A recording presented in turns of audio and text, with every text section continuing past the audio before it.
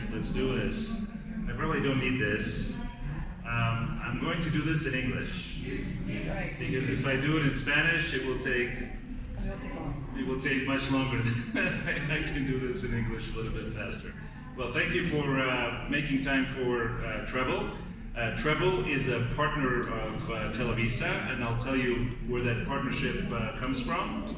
But Treble is the maker of a new type of music distribution platform, right? So what I'm going to do is I'm going to talk about two things here. I'm going to talk about what Treble is as a music platform, and how we are designing Treble, the music distribution platform, in a way that allows brand advertisers to reach their audience through music in a different and, we think, innovative way. Okay? So what is Treble? Treble is a mobile app. So if you have a phone, if you have an Android phone, you have an iOS phone, go to the App Store, look for Treble Music, download it, it's available. We have the best music in the world. Sony, Universal, Warner Music, The Orchard, a lot of the large labels, local labels are partners of ours. So we distribute their music through our platform. So if you think about the Mexican population, there are 57 million smartphones in Mexico, smartphone owners in Mexico. There are some very good music distribution companies like Spotify, for example, like Deezer and so on, Apple Music, who are addressing the market for those people who can afford to pay for music.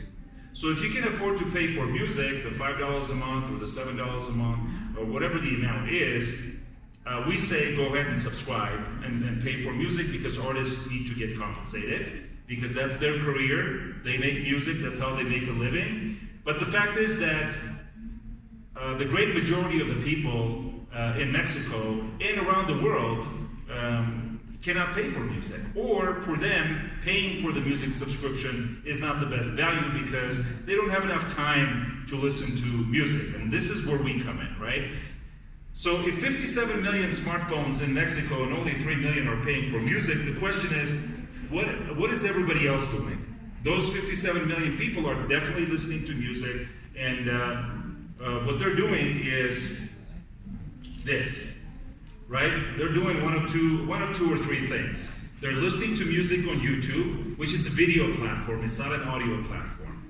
And you guys are probably doing the same thing, and you know that if you try to listen to music on YouTube, you can't listen to it off screen. In other words, you can't listen to it in the background. You can't listen to it if you don't have a data connection, right? And data connections are even more expensive around the world than music subscriptions, right? So if as soon as you walk out of the Wi-Fi zone, you have to turn off your data, and you can't listen to music anymore. And of course, not all the music is available on YouTube. A lot of it is available on YouTube, but if you are interested in an artist and their albums, then you can't get it there. Spotify is pretty much the same story, right? It's a good shuffle play, good radio service. I'm talking about Spotify free now. This is very important. I'm not talking about the paid services, because we don't compete with the paid services. Treble is a free music service, right? So I'm going to show you how Treble music works. This is going to take about a minute and a half. I'm going to walk you through it. Since I couldn't do a demo on my phone, we're going to show you a little video, and I'll walk you through it. And if it goes too fast, let's do it. Yeah. So this is our playlist. This is our home screen. And you can see that we have all the best artists, and we also curate our own playlists up top. You can tap on a playlist, and you can download the entire playlist. Notice that you cannot play the playlist right away. You have to download the playlist or download the song to be able to play the music. Notice the advertising here. This is 100% viewable, 100% on screen, and when you tap on download the music, it's very simple. You can run a video advertising here, and all the eyes are going to be on the screen because the user is watching this progress bar. If you try to exit the screen, it's going to say, if you exit the screen, I'm going to stop downloading the music. So you cannot get the music if you try to avoid the advertising.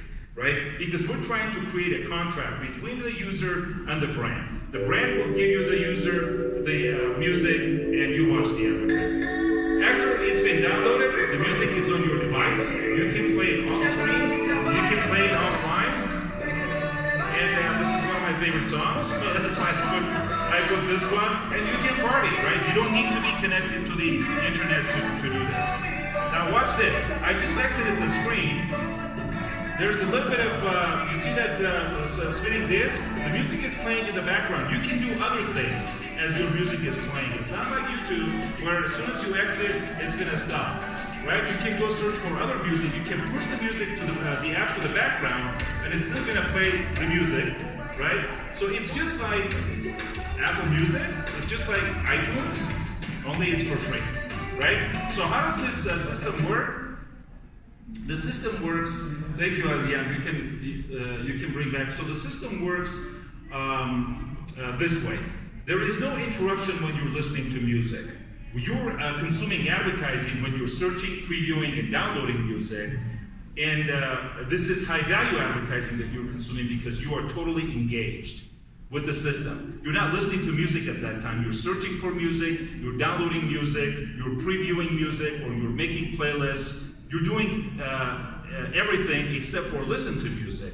When you are listening to music, we don't deliver advertising.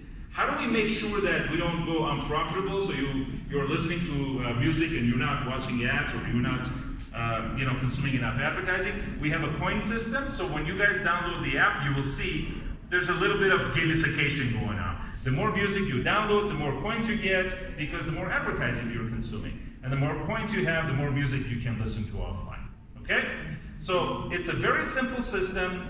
You search, preview, download, bring the music onto your device, and while you're doing this, you're consuming advertising and earning points, earning credits for listening to your music offline.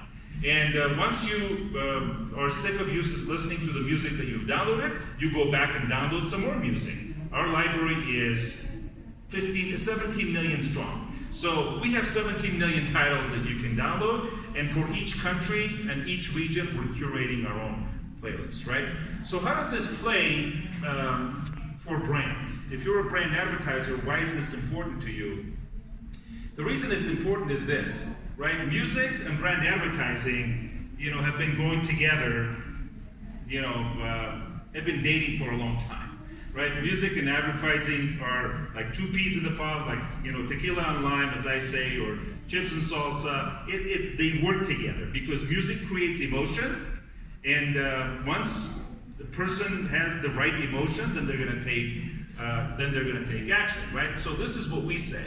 We say that we can use the best music in the world and sort of reinvent brand advertising around the best music in the world, because people are willing to consume advertising if you're giving them something valuable, like the best music in the world. So if you think about brand advertising, I mean, your recall and recommend is one of the metrics, right? We do that with mobile video ads. Click and transact is also important on mobile advertising. We do that with high click-through rate mobile banners. I'll show you that. And we have immersive advertising. We say you want to immerse the user in your brand. Snapchat invented it. Instagram is doing it. But we can do it with musical filters, which is much more powerful from my perspective. I'm biased. I'm the founder of the company, right? And then I'm going to show you guys something that's really interesting. We've invented something that pushes the customer through the purchase pipeline. If you're a brand advertiser, what you want to do is, when you show your customer a brand advertising, you want them to recall the brand that they saw a day later, 2 days later. You want them to recommend your brand to their friends, and you want them to take action and buy your brand. You want them to do that. But wouldn't it be even better if you were taking that customer at that moment and using their mobile device, because whoever is walking around with a mobile device can walk into a store and can carry out a transaction, or can go on their mobile device and buy something on their mobile platform. They have the ability to transact business.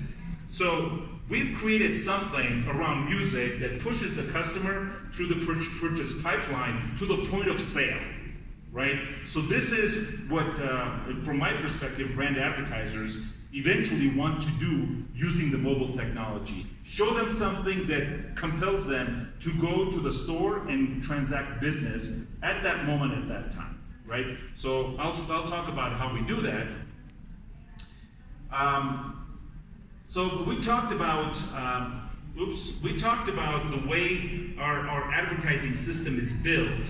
Since you cannot play the music, it's not like, you know, Spotify, where you open the app, you press play, and the music is going to play. You have to download the song to be able to play the music. That's our differentiator. But the benefit is once you download the song, you're going to be able to play the music offline. It's like you bought it, only you didn't pay for it, right?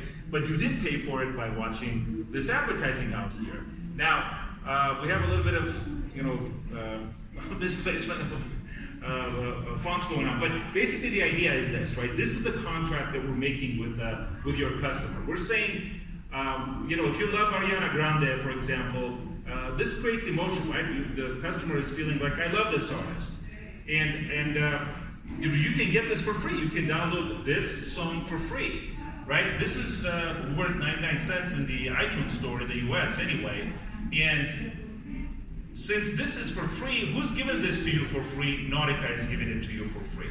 So naturally, you're going to say, I love this artist, and I love Nautica because they're giving this music to me for free. And of course, you know, you can have sales action that takes place here, right? So you can do that with display advertising. You can do that with mobile video advertising. Now, we have branded playlist units. So you guys remember when the video was playing, you saw the browse screen. In the browse screen, we can curate playlists, and these playlists can be sponsored by brands, right? So the brand Corona can decide that we want to sponsor a pool party playlist. H&M can decide that we want to sponsor a dress and move playlist, and this creative can be the brand's own creative. And when you are downloading the playlist, the brand actually comes with it. Right, so on your device, whenever you go to the pool party playlist, it's going to say sponsored by Corona. They're giving you that music for free.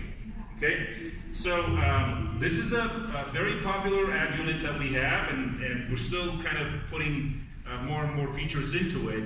The high completion rate video, the way this system works is there's a little trick that we play with the users here. Right, when you're downloading the music, we show a progress bar. Now, Steve Jobs and Bill Gates, Microsoft, 30 years ago, discovered that when the computer is doing something and you show them a progress bar, you show the user a progress bar or a spinning wheel, it's like they get hypnotized. They're watching the screen. And as a brand advertiser, you spend a lot of money creating this video, and you want people to watch it, right? So what we did is we took that idea, we said, why don't we tell the user that the music is coming onto your device, just have some patience, and in the meantime, your eyes are going to be on the screen, you're going to watch this video. This video is 100% viewable. Our completion rates are north of 75%. 100% completion rates are north of 75%. In other words, 3/4 of the videos that start, 75% of the time they are run to their completion, right? So this is, really important to the brands. Now we have takeover units. What are the takeover units? You can take over a specific type of playlist. So this is not a custom playlist that you create. If you're Corona, you can create a pool party playlist. But if you're a skateboard maker, for example, you can sponsor a hip-hop playlist. And we can curate that hip-hop playlist for you. Or we can have hip-hop artists curate that playlist for you. Or whatever the genre is, right? Because there's a lot of research, market research that has been done over the past 60, 70 years that shows that genre of music actually is a good indicator for buying habits or for brand affinity. In the US, we found, for example, that people who love country music, American country music, they don't buy Toyota Priuses, right? They buy pickup trucks. They buy large trucks. And people who love classical music, they don't drive around in, you know, four-wheel drives. It's like music has a direct connection with what your customer wants to buy, and so we can do targeting based on genre.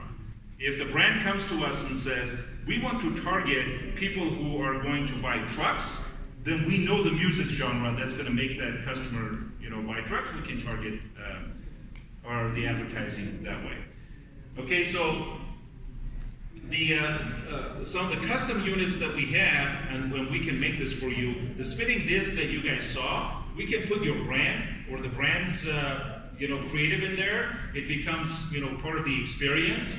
Or we can have these large splash screens. When the app starts, you can take over the app basically. So every time you start the app, you can, you know, the user is going to see the brand's advertising.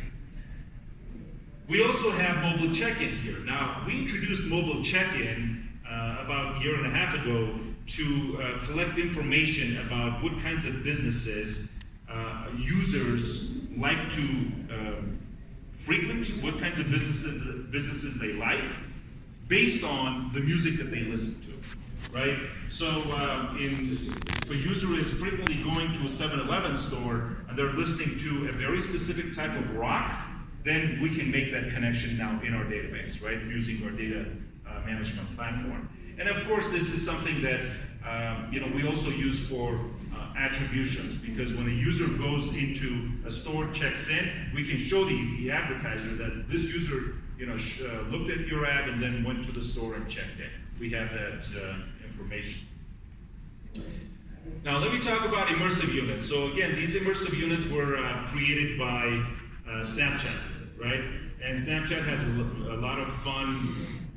You know, I have 2 daughters, and you know, this is what they play with all day long. They post it on Instagram, they post it on social media, Facebook, and so on. But there's a huge advertising opportunity with these types of immersive ads, especially when it comes to connecting it with music. And the way we do this is, you know, if you're an Ariana Grande fan, you know, you can take a picture of yourself with the ears, the famous ears that she popularized. But there are other things that we can do, right? We can create, we have a trebles filter section where, you know, if you're Nike, you know, you can have something like this, right? And you can snap a picture, and this then becomes the source of earned media, right? So once you take a picture like this and you post it on social media, if it's funny, if it's well done, then it's going to be distributed all around, you know, the internet. This one is, I don't know if you guys are familiar with 2 Chainz. 2 Chainz is very popular in some countries, but he loves to wear these gold chains and, you know, the black glasses. So we just made a filter for 2 Chainz, and you know, it's very popular with, you know, Gen Z. They like taking pictures of themselves. But we can do the same thing with soccer jerseys, right? For various types of competitions, we can create these filters. And there's music playing when these filters are working, and when you are sharing, you know, these with your friends, you're also sharing the music, obviously. Mobile display units. You guys have seen this. These are, you know, sort of very you know, ubiquitous these days, and you know, we have all of them. Obviously, we try to make sure that when the user is searching, and this video rectangle shows up in the search screen a lot. When you're searching, you're previewing music, you're downloading music, that's when we deliver these types of advertisings as well, because we don't want to interrupt your music listening experience, which is what happens in some of the other services, right? You listen to music for 30 minutes or for 20 minutes, it will say, if you want to continue listening to music, you have to watch this advertising. And, you know, I'm a music fan. I don't know about you, but there's nothing, you know, worse from my perspective when you're listening to your favorite song and all of a sudden somebody wants to show you, you know, some advertising about, you know, construction equipment, right? That's not the right place for advertising to show up from my perspective. It can actually create negative brand value. And, you know, we're doing some research in this area. We're trying to make sure that these hypotheses that we have about what the appropriate place is to show advertising actually is borne out by data. And so far, the early information that we have is that the fact that we're not interrupting your music listening experience wins.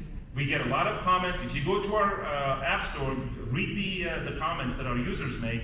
The single most thing that they comment on is, I love the fact that my music listening experience is not being interrupted. Now, again, just to summarize this, the reason this is important in the brand context or the brand advertising context is, if you interrupt the user's music listening experience to deliver your brand advertising, you can actually create negative brand value. Not only it's not going to help you, you just spent money and made that user upsetting, right? Because you interrupted his, she was in the zone. She was listening to the best music, in the world for her anyway. So that's a really important part of our platform, and that's why the users don't mind seeing these ads everywhere else in our system. When you download our app, you use it, you will see that there's a lot of advertising in here. The reason there's a lot of advertising is, again, we want to show you the advertising when you're not listening to music. When you're listening to music, there's no advertising. Okay, so the last ad unit that I'm going to talk to you guys about is, this is the one that we are in the process of introducing. We're still testing it, but we think this is going to be huge with especially brands, big companies that have a lot of brick and mortar places, a lot of stores, and they want to drive traffic to their stores. And we think this is going to be important for those brands who also want attribution. What's attribution? They want to know that this point of sale transaction came from the ad unit that they just showed. Okay, having that kind of sort of closed loop. And we will be using blockchain at some point, for good measure, to make sure that, because that's where advertisers are going. I think it was Miller Lite, or one of the beer companies, has announced that they're going to use blockchain for all of their attribution and reporting, and so we're already starting to implement that. Let me show you how the Treble wallet works. Again, if you can run this demo real quick. So we have this Treble wallet ad unit. When you tap on it, it takes you to these wallets. These are companies that have purchased wallets from us. A wallet is an ad unit, right? And if you have 1,000 points, see, we have the point system here. If you have 1,000 points, you can find your local McDonald's here. You can go there, okay? You can check in. It will even give you directions to the local McDonald's. And you can redeem the coins that you have, these 1,000 coins that you have, for, you can redeem it for coffee, or you can redeem it for, if you go to McDonald's, you can redeem it for a sandwich. You can get $1 off. And the redemption process is very simple. It's just, you just tap on the QR code. The QR code shows up. The point of sale just scans the QR code. And now we went from you watching some advertising, earning some coins that goes into your wallet, and then whenever you're ready to eat a sandwich or drink coffee, you just go to the Treble wallet and say, show me the nearest store. And then when you go to the nearest store, you show them the QR code. That's where the transaction gets completed. So, and then we will report it to you that this person saw this ad on such and such date, and then they completed the transaction on a later date by walking into the store and scanning that QR code. We think the Treble wallet has other, I want to say, applications, not just for stores. If you think about American Express partnering with airlines, right? This has been going on for the past 30, 40, 50 years.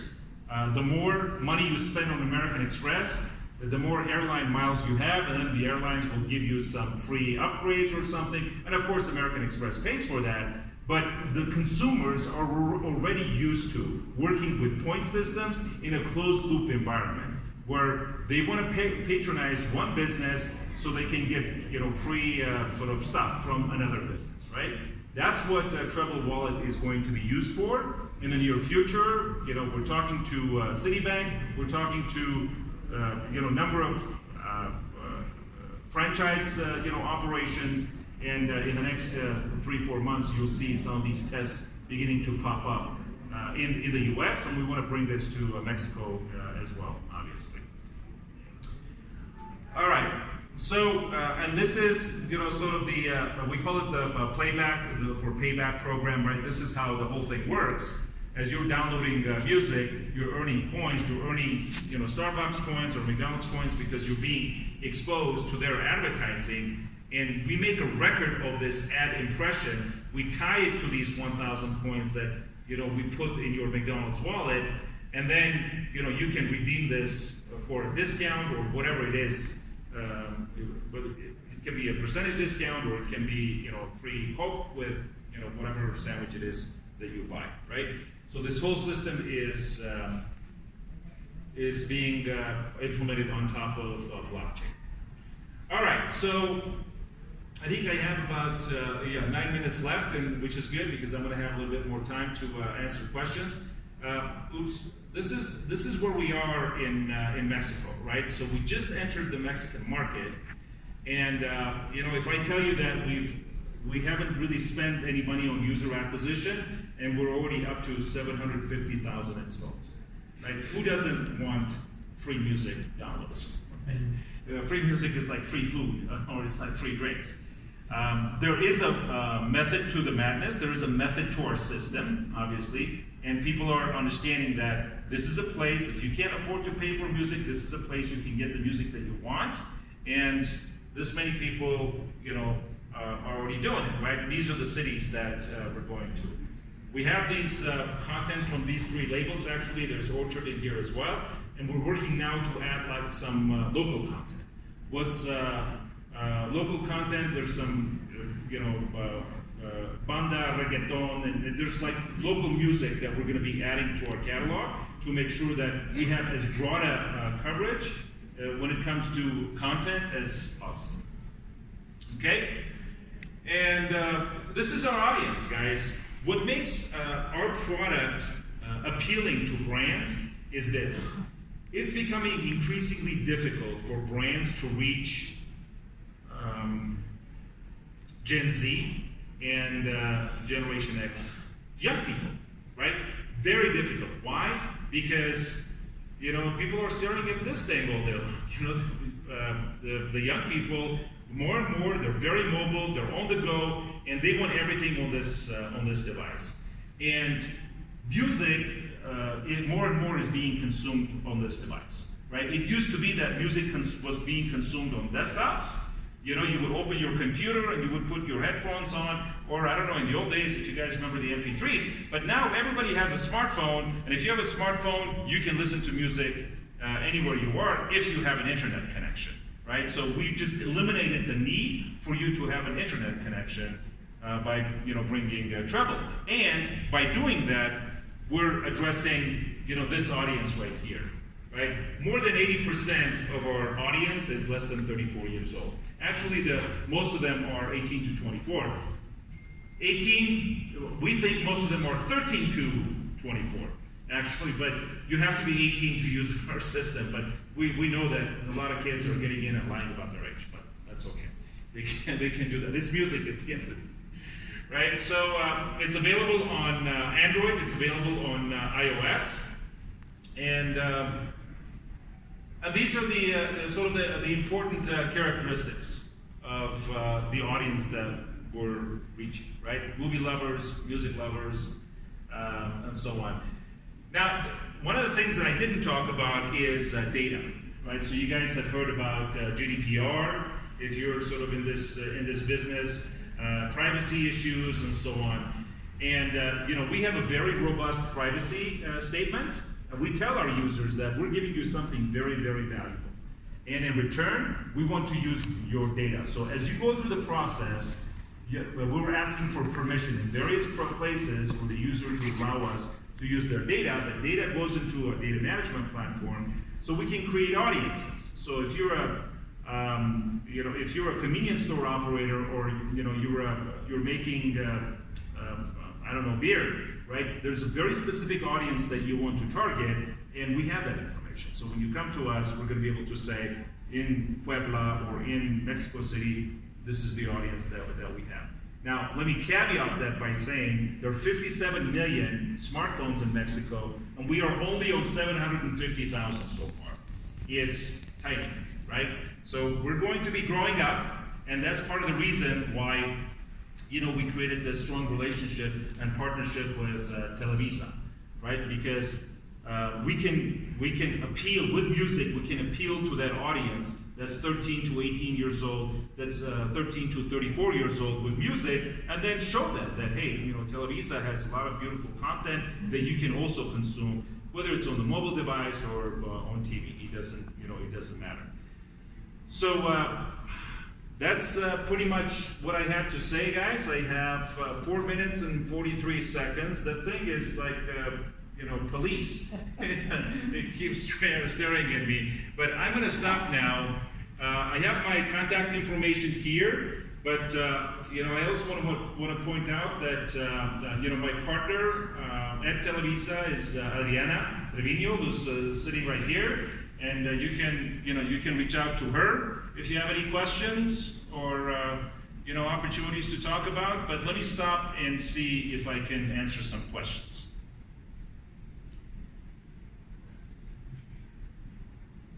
Did I talk too quickly? No, it was fine. It was fine? Excellent. All right, so you guys are clear on how we're different than Spotify, that we're not competing with them. Spotify can charge all they want for their service. It's okay. Yeah, but we are competing with YouTube. Okay, we actually don't want you to listen to music on YouTube. We want you to listen to music on Treble. Right? Because the artist will get paid. And they will get paid, at the rates that they deserve to be paid. Anyway, all right, guys. Well, thank you for your attention. If there are no questions, like I said, drop me a note. My email is there if you come up with something. But thank you. I enjoyed this. This is great. Thanks, guys.